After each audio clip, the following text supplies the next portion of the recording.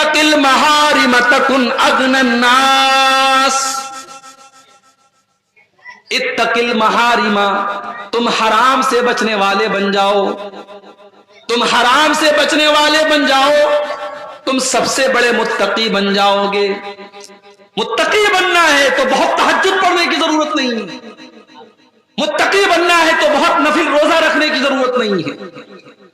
اتق المحارم، حرام چیزوں سے بچو، تکن ازہد الناس، تو تم سب سے بڑے تکن عابد الناس، تم سب سے بڑے عبادت گزار بن جاؤ گے۔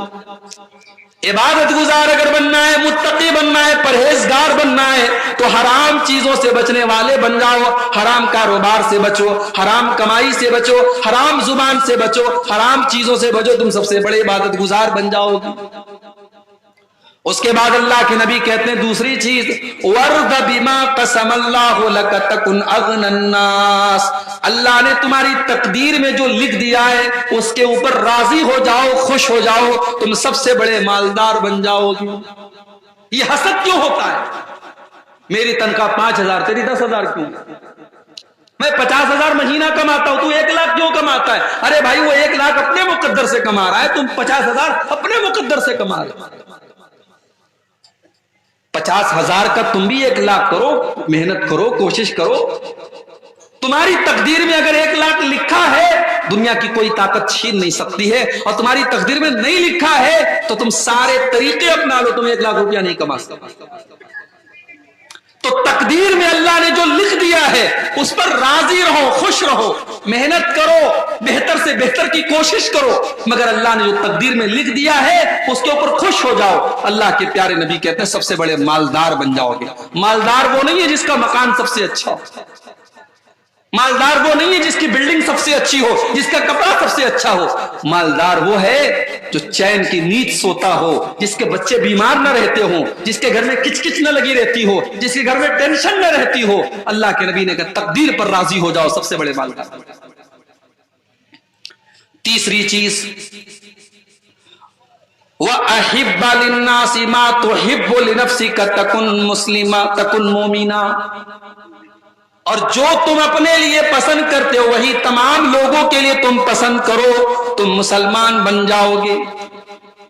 تم نہیں چاہتے تمہاری بیٹی کو کوئی غلط نظر سے دیکھے، تمہاری بہن کو کوئی غلط نظر سے دیکھے، تمہاری بیوی کو کوئی چھیڑے۔ تم بھی دوسروں کی بیٹیوں کو، دوسری کی بہوؤں کو، دوسروں کی بہنوں کو غلط نظر سے دیکھنا بند کر دو۔ تم نہیں چاہتے کوئی تمہاری غیبت کرے، چغلی کرے، برائی کرے، تم دوسروں کی غیبت کرنا بھی بند کر دو۔ تم چاہتے ہو لوگ تمہاری اچھائیوں کی تعریف کریں اور تمہاری برائیوں کے اوپر پردہ ڈال دیں، تم بھی دوسروں کی اچھائیوں کی تعریف کرو اور دوسروں کی برائیوں پر پردہ ڈال دو۔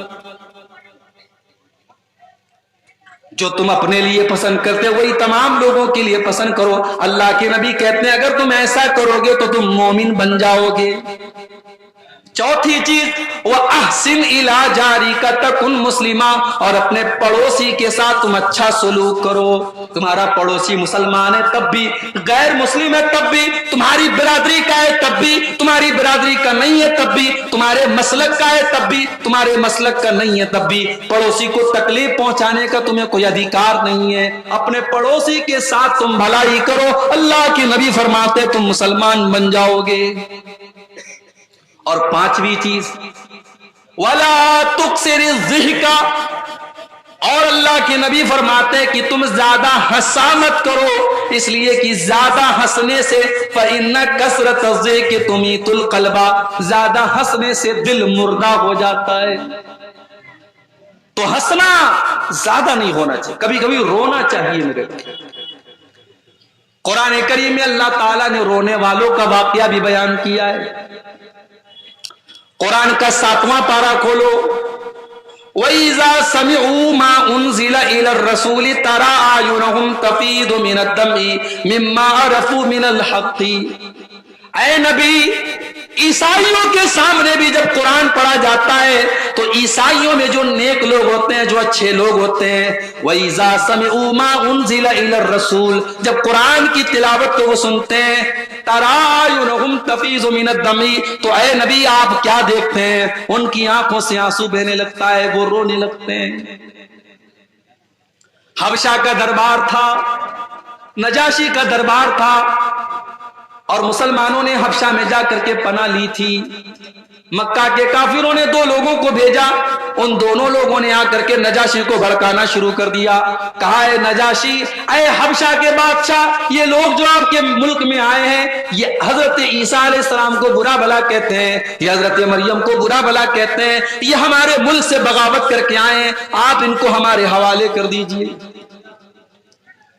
نجاشی نے مسلمانوں کو بلوایا. مسلمانوں نے حضرت جعفر رضی اللہ تعالیٰ عنہ کو اپنا نمائندہ بنایا.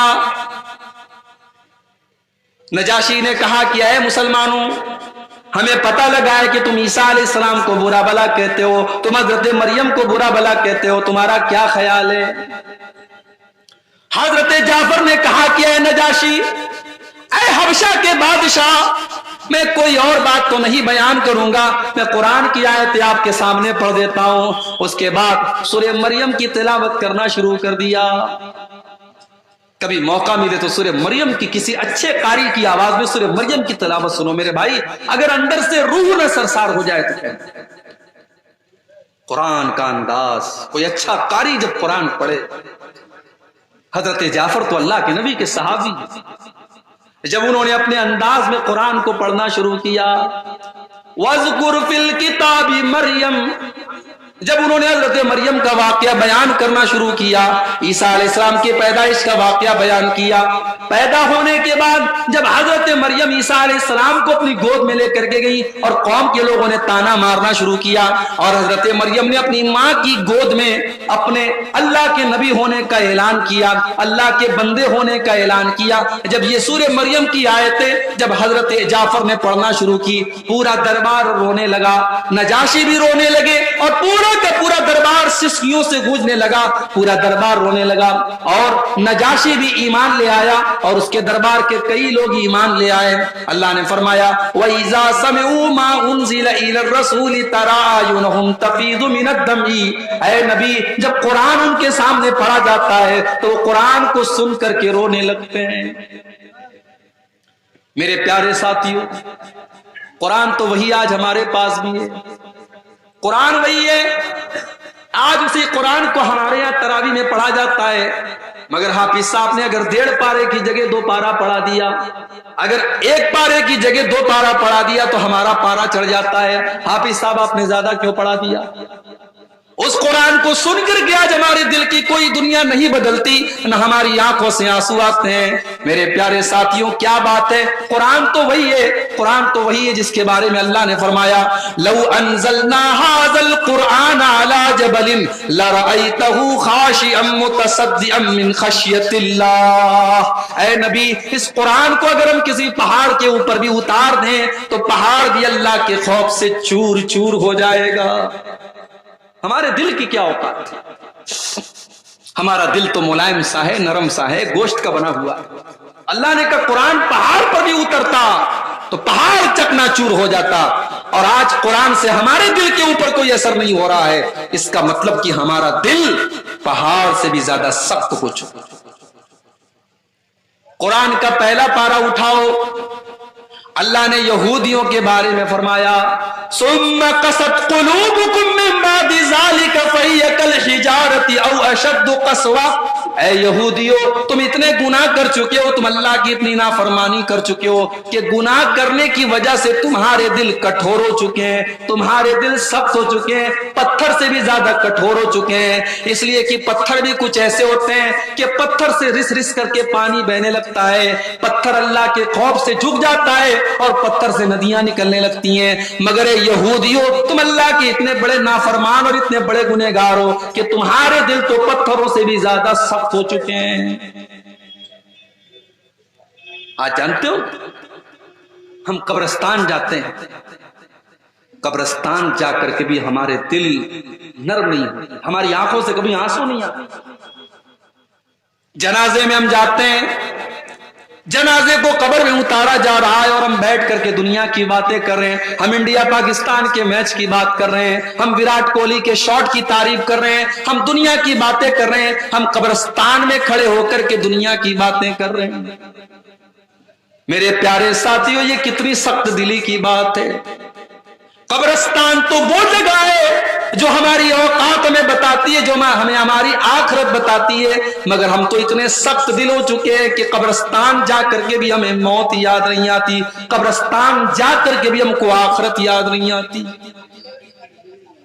इब्ने माजा की रिवायत है, एक अंसारी सहाबी का जनाजा था, जनाजे को कब्र में उतारा जा रहा था। अल्लाह के प्यारे नबी अपने सहाबा को लेकर के कब्र के एक साइड में बैठे हुए थे और बिल्कुल खामोश थे, और आप उस कब्र के बारे में सोच रहे थे। अचानक आपकी आंखों से आंसू बहने लगे, आप इतना रोए हत्ता बल्लसरा, आपके आंसुओं से वहां की जमीन भीग गई, जमीन तर हो गई। आपने अपने सहाबा से फरमाया, लिमिस्लि हादा फअइद्दू या इख्वानी, ऐ मेरे सहाबा, इस कब्र में तुमको भी जाना है, ये मंजिल तुमको भी देखनी है, ये जगह तुमको भी देखनी है, तुम इसकी तैयारी करो।